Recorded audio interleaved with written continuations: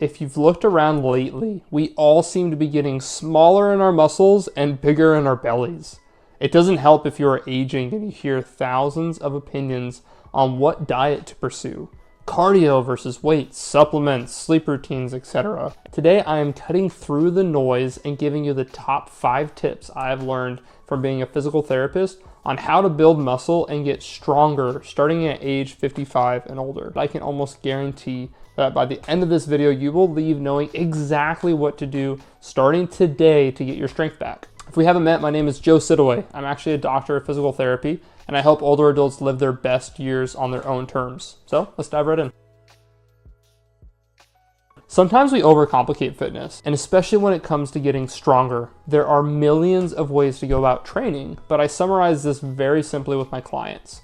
Lift weights, lift often, and lift heavy. The first two you probably already get. We need to lift weights and we need to do it regularly enough to actually see a benefit. But I'm highlighting lift heavy today because so many of us, myself included, sometimes do not lift heavy enough to get strong. This is not exercising. You don't just jump on a cardio machine or do some easy light bicep curls to get your heart rate up. That doesn't work, especially if you're 55 or older.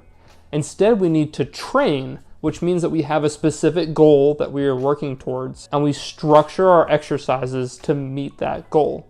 So let's say we need to get stronger legs so we can stand up from the chair without using our hands without any problem. The biggest thing you need to understand is that intensity is the driver for change in our bodies. I'm gonna say that again. Intensity is the driver for change in our bodies. So if you have a scale from 0 to 10, 10 being the most difficult thing in the world, and 0 is super, super easy, right?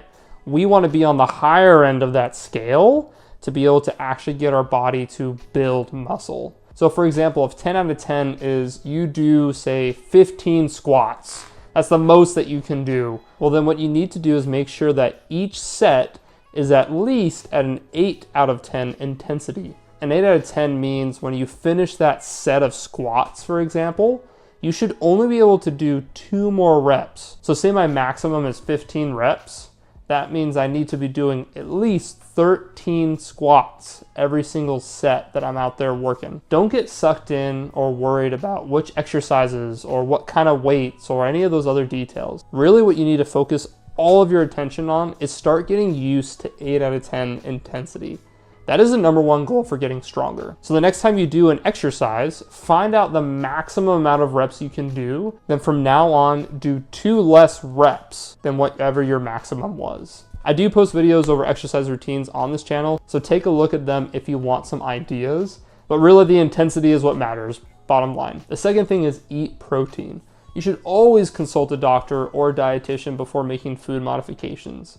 But in general, I have found that the standard American diet is lots of fat, sugars, and calories with relatively low protein. Hey, I love fat. I love sugar. I love carbs. Nothing wrong with those. But they need to be limited if they are the large part of your meal and your goal is to get stronger. We need to have enough protein available to help build those muscles that we're trying to grow, right? You're probably wondering, okay, but how much should I eat? Recommendations are generally gonna be around 1 gram of protein per pound of body weight. So some say a little bit less, like 0.8.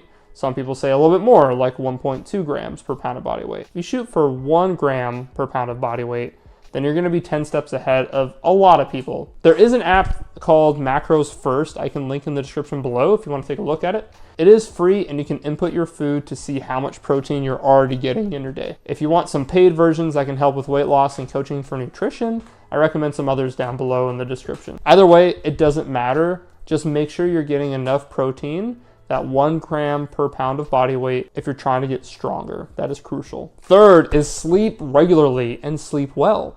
This one gets the most hate because my older adult patients are like, Joe, I have to pee all the time. I have a spouse that snores like a freight train, and when I lay my head on the pillow, my mind is just racing. How am I supposed to sleep? So let's talk about strategies in a minute, but here's why sleep is so important. Sleep is not meant for you to go from tired to not tired. It is not a social norm or just a habit we get to enjoy. Sleep is the time when you actually are going to get stronger. Sleep is the time when your body is going to say, hey, I'm lifting weights, I have food now, let's build more muscle, let's do this. That is the time when your brain and body build themselves up so you can tackle the next day. If you don't sleep, you will likely not succeed in getting as strong as you possibly could. Now, what can you do to help? In the description below, I actually have a sleep hygiene checklist. It's an amazing set of questions and tasks that you can control to help improve your sleep.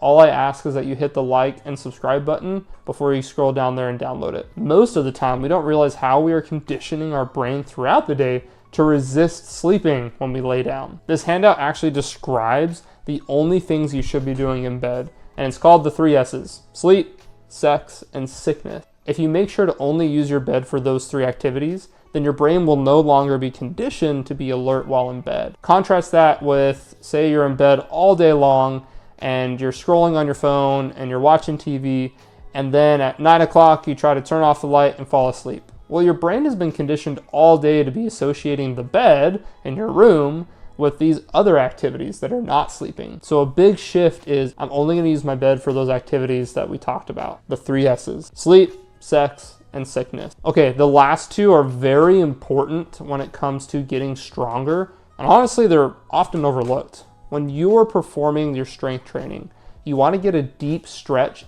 every single rep you can. Now, what I mean by this is, say we're going on our squatting example, you want to go as low as you can to the ground safely. That way you can get a deep stretch in your knees. Then stand up. This deep stretch, or that pulling feeling when you're doing your repetitions, is actually going to help with increasing muscle growth than if you just did, say, like a mini squat or going halfway down. If you have joint issues, these can make deep squats or other activities difficult. Do the movement as fully as you can, and over time, hopefully, you'll be able to get a little bit deeper and deeper and deeper in your squatting, for example. This is a tip that I actually am starting to try. I feel a huge difference. But again, the biggest thing is do a full range of movement whenever you're doing your weight training. Awesome, you made it here. If you watch to the end, that means you are committed. And honestly, you're the person that is going to knock this out of the park. Number 5 is consistency.